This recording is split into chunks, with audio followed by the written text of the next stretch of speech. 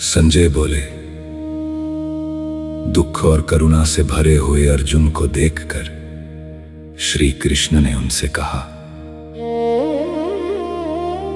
श्री कृष्ण बोले, हे अर्जुन, इस कठिन समय में तुम्हें यह कमजोरी और मोह कैसे आ गया? ये वीरों के योग्य नहीं है। हे पार्थ, इस कायरता को छोड़ो, ये तुम्हें शोभा नहीं देती। उठो और साहस दिखाओ।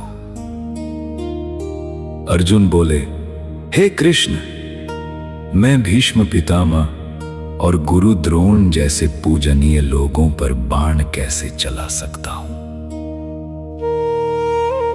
ऐसे महान गुरुओं को मारने से अच्छा है कि मैं भिक्षा मांगकर जीवन बिताऊं। हमें यह भी नहीं पता कि हमारे लिए क्या अच्छा है, जीतना या हारना। जिनको मारकर जीना नहीं चाहते वे ही सामने खड़े हैं। मैं भ्रमित हो गया हूं, मैं आपकी शरण में हूं। कृपया मुझे सही मार्ग बताइए। मुझे ऐसा कोई उपाय नहीं दिखता जो मेरे इस दुख को दूर कर सके। अर्जुन ने कहा, मैं युद्ध नहीं करूंगा, और चुप हो गए। तब श्री कृष्ण मुस्कुराते हुए अर्जुन से बोले।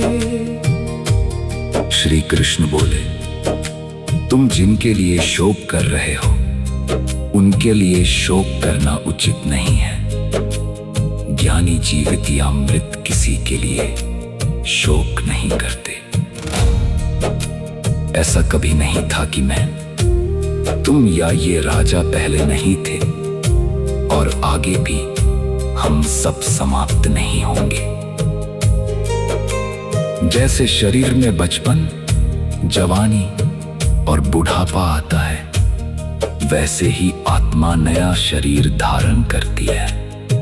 ज्ञानी इस पर दुखी नहीं होते।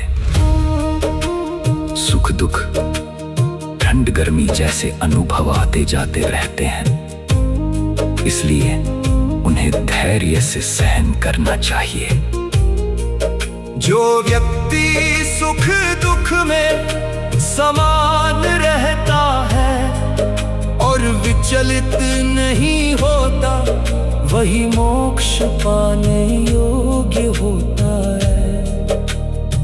असत्य का कोई अस्तित्व नहीं होता और सत्य कभी नष्ट नहीं होता। ज्ञानी इस बात को समझते हैं।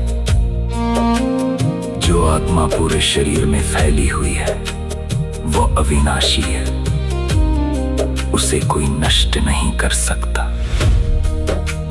शरीर नश्वर है लेकिन आत्मा अमर और अविनाशी है। इसलिए युद्ध करो।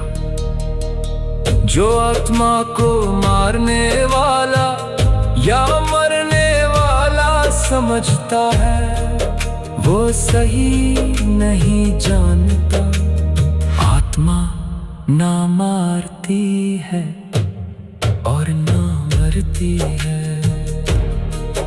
आत्मा का कभी जन्म नहीं होता और ना कभी मृत्यु होती है। वो सदा रहने वाली, अमर और अविनाशी है। शरीर नष्ट होने पर भी आत्मा नष्ट नहीं होती।